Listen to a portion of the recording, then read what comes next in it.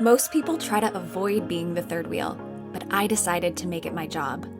Behind every great relationship are 1,000 tiny moments no one talks about. So I'm crashing dates to find out what those moments can teach the rest of us. I'm Casey Tanner. I've spent my career teaching partners how to love each other better. But on this show, our partners are the experts. In each episode, I'll invite real partners into the third wheel loft, tag along for a few intimate moments, and uncover lessons the rest of us can bring back into our own love lives. Are you ready to third wheel?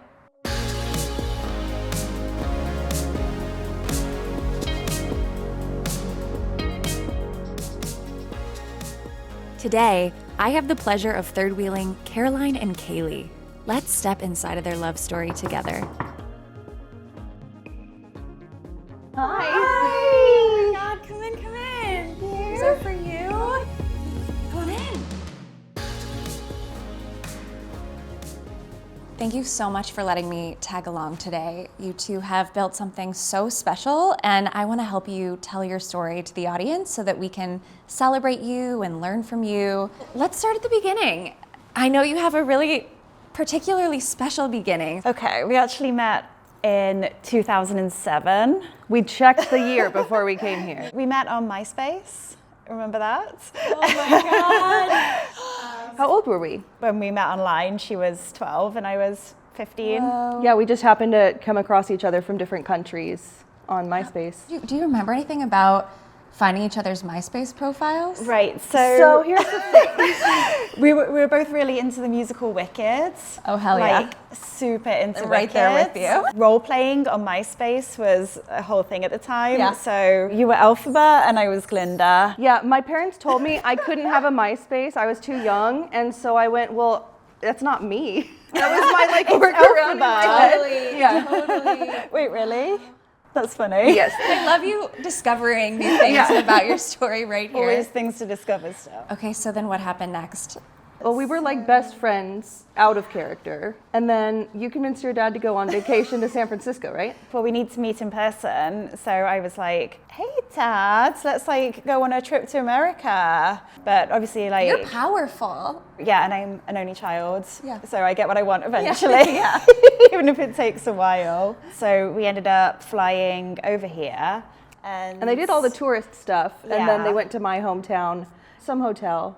Yeah. And that's where we met for the first time, was like in the threshold of the hotel, because she was in the lobby waiting and my parents drove me over. Yeah, and I think I came and jumped on you. And your parents were like, not suspicious at all. This is a totally normal platonic thing that we're doing, crossing the ocean to meet this girl. I think there were definitely suspicions. There was just instantly a connection there. Yeah. What did you learn from meeting in person that you didn't already know from chatting on MySpace? I thought I was straight. Okay, So that's a that's big one. something. I, went on a long journey of like sexuality and stuff like that. But I went, oh, that's a new feeling when I saw her. I think it's like that spark that people talk about. Even though there was like chaos of like the hotel and other guests, everything kind of like went quiet and still, and I just saw her. Cute. Do you have feelings about meeting when you were that young? You see people that are that age, children that are that age, and you go, wow, we were making accidental Yeah. big life decisions. We were children just trying to kind of figure things out together. We got to do it together. Yeah, we got to grow up together in a sense, and we don't really have any kind of awkwardness around each other because we went through that kind of awkward phase together. Oh, I think. did we? Okay, so what happened in between this platonic or platonic-ish first meeting to now sitting here as wives? When did you know I want to date you or you want to date me? What happened? There wasn't a lot of in-person conversation about it. First of all, when I saw her, I was surprised by my feelings. And I think right before you flew away, I gave her one quick peck. And then I was like, bye, have a nice flight home. And then it was just conversations. She landed and went, great. So what was that? Let's talk about it. It was a lot of these intimate conversations from a distance and trying to see what the future looked like with those revelations that we got from meeting in person. And it wasn't we had that trip, we kissed, and then immediately we were girlfriends because we were living in 2 different countries. We were kind of like, well, we don't want to limit ourselves like that. What's the point in like defining this in that way? You weren't like out to your family and friends, so there was that level as well. I would make silly little trips over to the US to visit by myself, which crazy. Brave, stupid, whatever you want to call it. Romantic, brave. Yeah, romantic. But then we did break up. I think it was like during my first year of college. I think I wanted to like have the opportunity to explore. It wasn't legal for us to get married in this country at that point. So yeah, it was hard for you to see the future. Yeah, I realized I couldn't move over here without us getting married. Like that was always kind of what had to happen. I think I thought, yeah, I have this incredible connection with this person, but maybe it's not a unique connection. Maybe there's somebody else who I could meet at college or who lives in the same country as me that I could also have that connection with. What was it like for each of you as you sort of watched the other one grapple with, is this the right relationship? It sounds like you had to hold a lot of space for the other person to at times be uncertain. I think mostly like you had to hold a lot of space for me because you were always quite solid in wanting to be in the relationship. Yeah, you were. You still are. Yeah, I had to learn the hard way that like trying to force it or like talk about things that she wasn't ready to talk about weren't going to work. And if we were broken up, I had to respect that. And it was very hard because I just knew that I loved you the whole time. If she hadn't gone through that journey, we wouldn't be in this. Like, we wouldn't have the foundation that we've built from that. Yeah, I think I needed to experience that breakup at that time in my life, and it was important that I did because that helped me recognize how important Hailey is to me and that connection that we have is something unique, and I can't just go out and meet someone else and like replicate that. Like, it's something that we've been building for all these years. What did you see as you watched each other grow up? How would you describe the evolution of each other and the relationship? Watching you kind of evolve from a high school kid into this amazing, beautiful, like confident woman is kind of really cool. Discovering more things about you. I thought you were an extrovert when we first met, and then I realized you're actually quite shy. You're just like extroverted like around your family and like people you feel comfortable with. Yeah, my safety, I feel like we're still kind of discovering things about each other and ourselves are still learning about ourselves as well. The whole time that we would talk back and forth, what really got me was how smart she is. She just has this like really strong intelligence and a really strong sense of self, which has really carried her, you know, across the ocean to get what she wanted. You. Yeah. And you're married now. We are. Yeah, when did that happen? It will be 8 years this year. We got married in 2018. So we had to plan immigration and a wedding simultaneously. Oh my gosh. So we split it. I planned a wedding and she did immigration. I did the immigration Brilliant. stuff. I got myself over there. Wow. And yeah, it was a lot. That sort of divide and conquer technique that you used for the wedding and immigration, is that a thing that continues to be a way that you two navigate the relationship, the world? When there's so many things happening, it's nice to be able to reduce it and say, okay, what can you take? What can I take?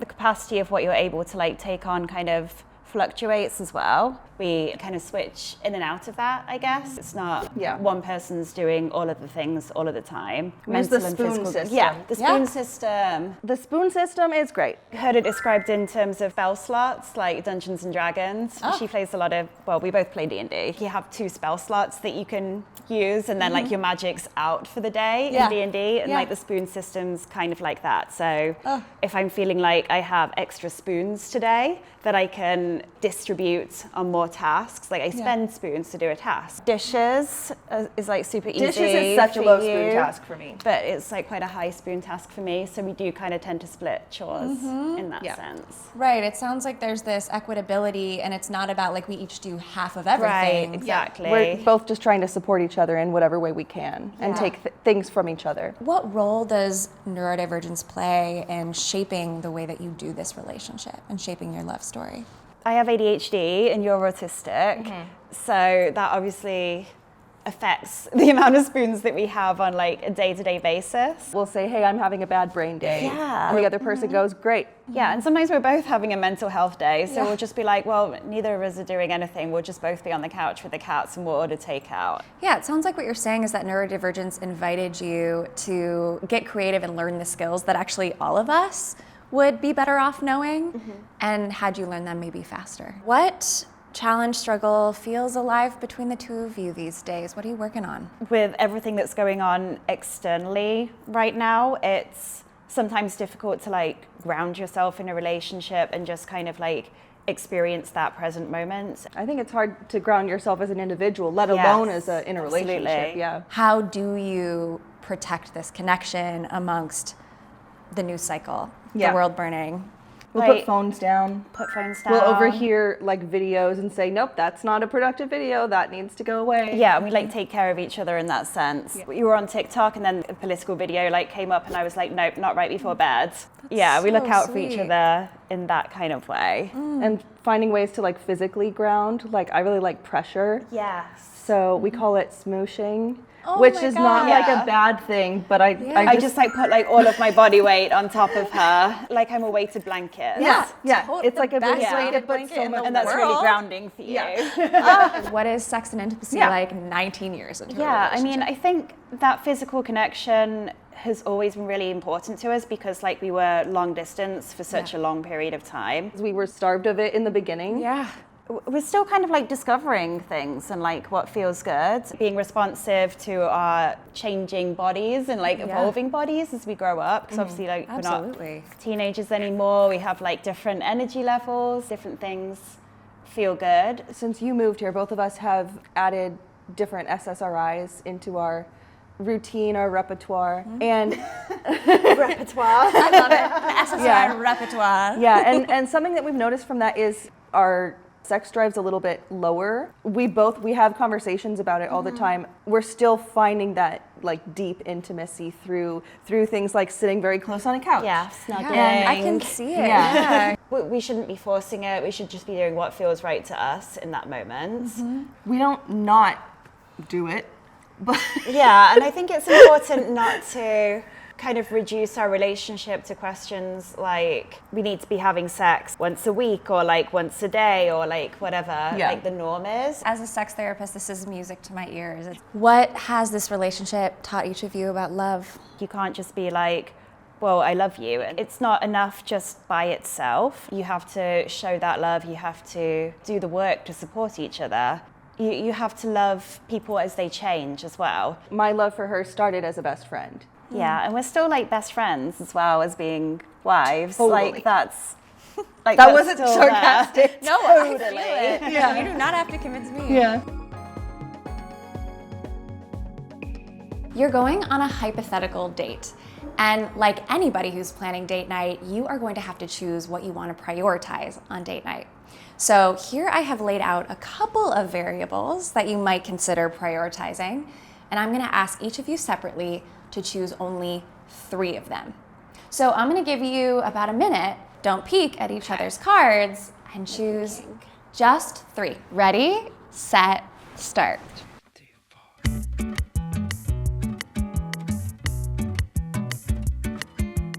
Those of you third wheeling with me, grab a partner and play along, but don't peek.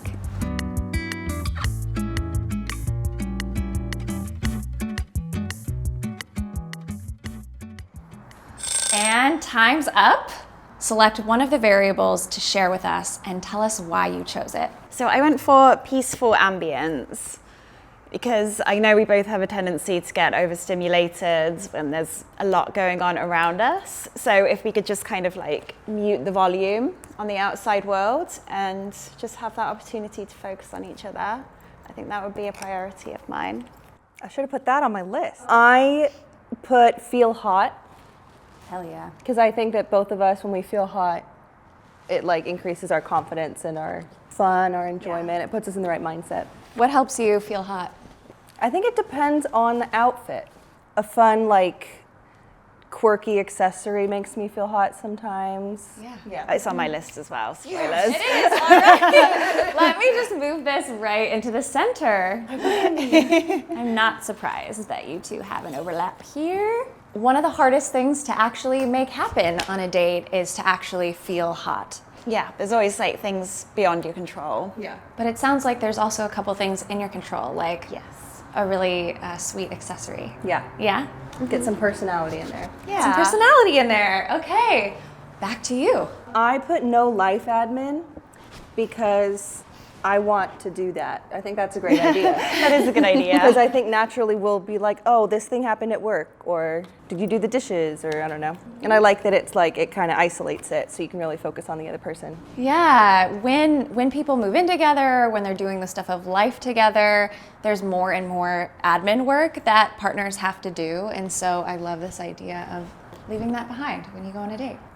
My last one was physical intimacy. It was mine too! Woo! 2 out of 3. Tell us why. I feel like it goes together with feeling hot. If you feel hot, you want to be physically intimate.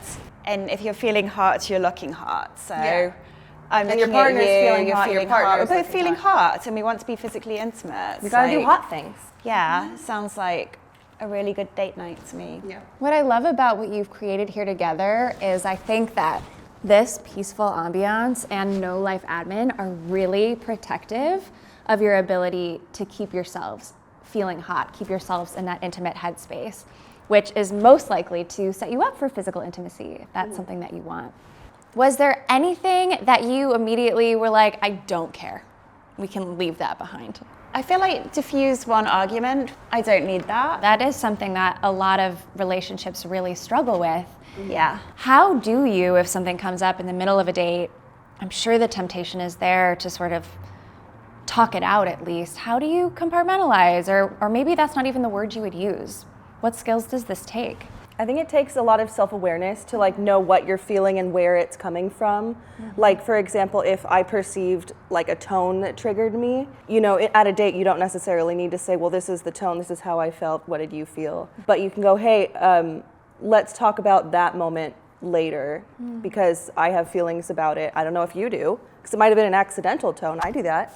Right. But just being able to acknowledge it with the trust that we'll both circle back to Yeah, it. like we don't always need to circle back either, and I think that comes from like learning and growing together. I have to say, listening to you talk about this, I just noticed myself naturally getting emotional because I'm hearing so much benefit of the doubt. And it's like this trust between you two that we're still gonna be here at the end of the date. I think a lot of times the urgency around let's have it out now is that anxiety about like what happens if we don't have it out now.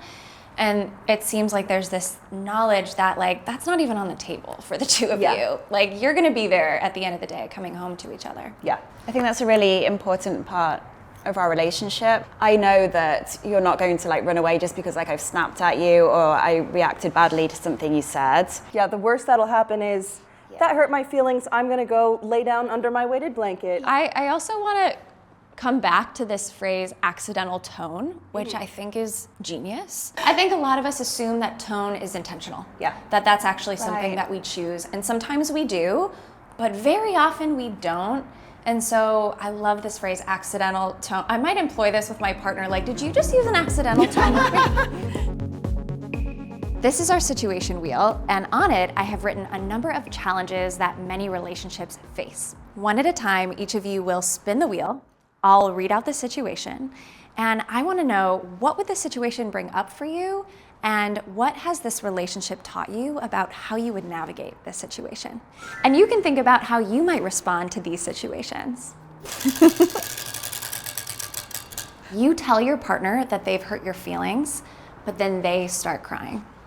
I think my initial reaction to that would be maybe frustration. I've tried to communicate that I've been hurt. For the other person to start crying, that kind of feels like making it about them a little bit. I think that might be my first like kind of instinctual response. Yeah.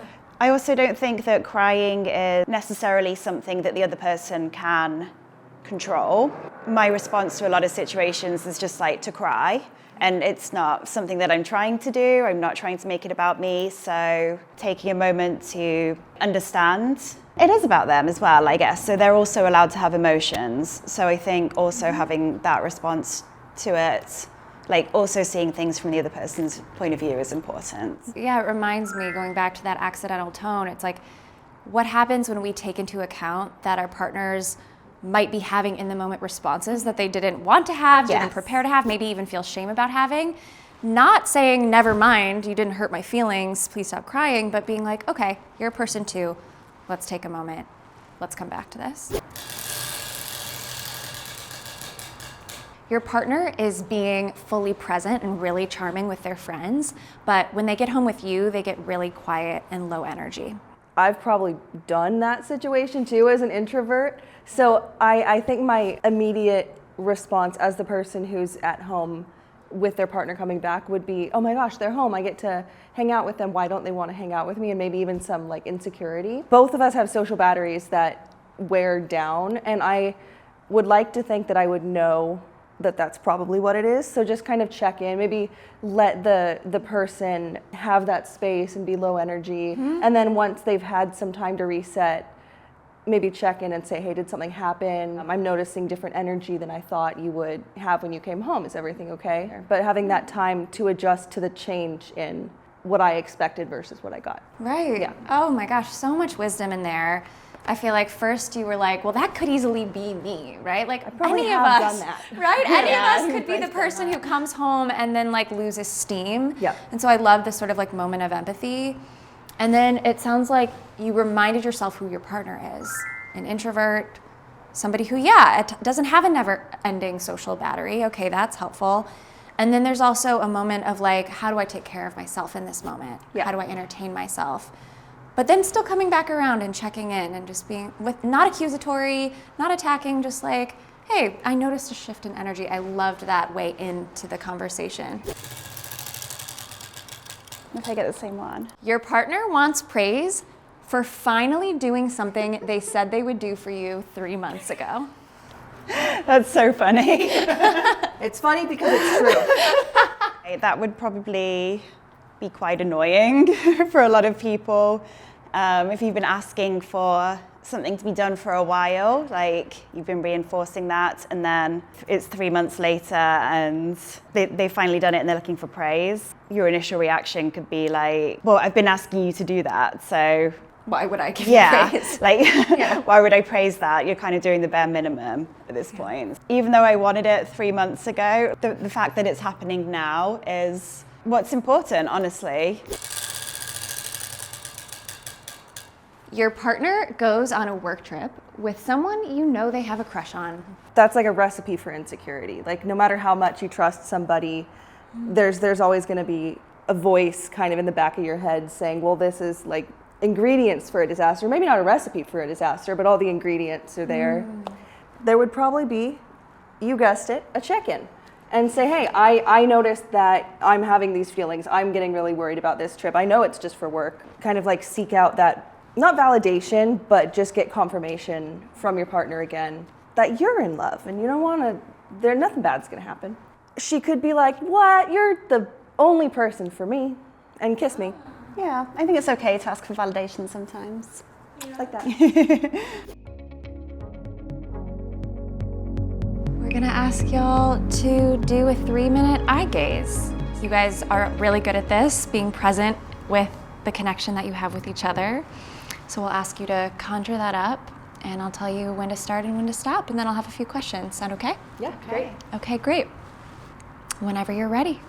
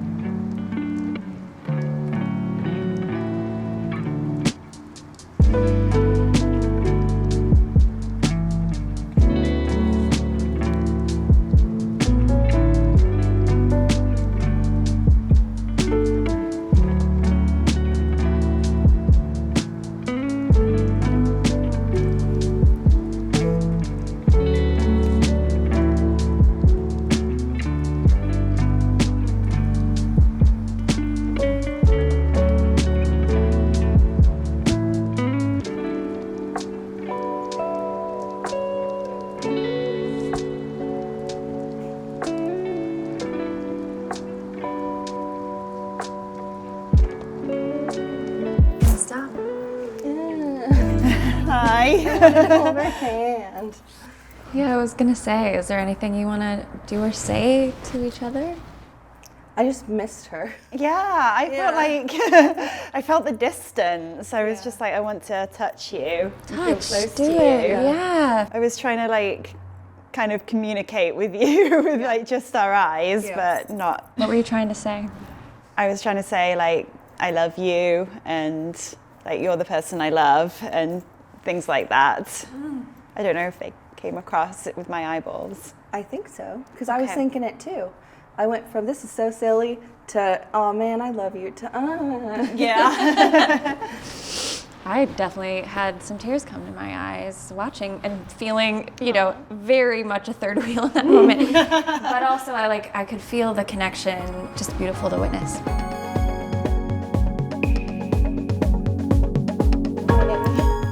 One thing I'm so struck by in the two of you is, you know, even after 18, 19 years, you have this ability to keep seeing each other with fresh eyes, to being open to who that person is becoming. It's so easy in relationships to think, I know everything there is to know about my partner, but that's not how you're showing up. How do you keep that mindset?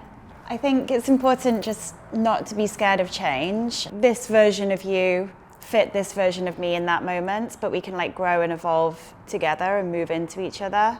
And maybe some of the things that were relevant to us once are not relevant to us now. That's kind of the nature of having a relationship. And we do have like a constant, like we're still ourselves. Like You're still Galinda and Alphaba at the end of the day. yes, that's still there. Glinda and Alphaba are not going anywhere.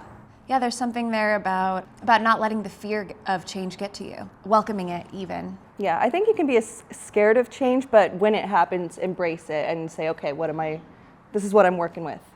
So let's find a way. Okay, if you had to choose one word to describe how you're leaving this experience, what would it be? Mine is connected. Connected is a good one. I think that balance would be a good word for me.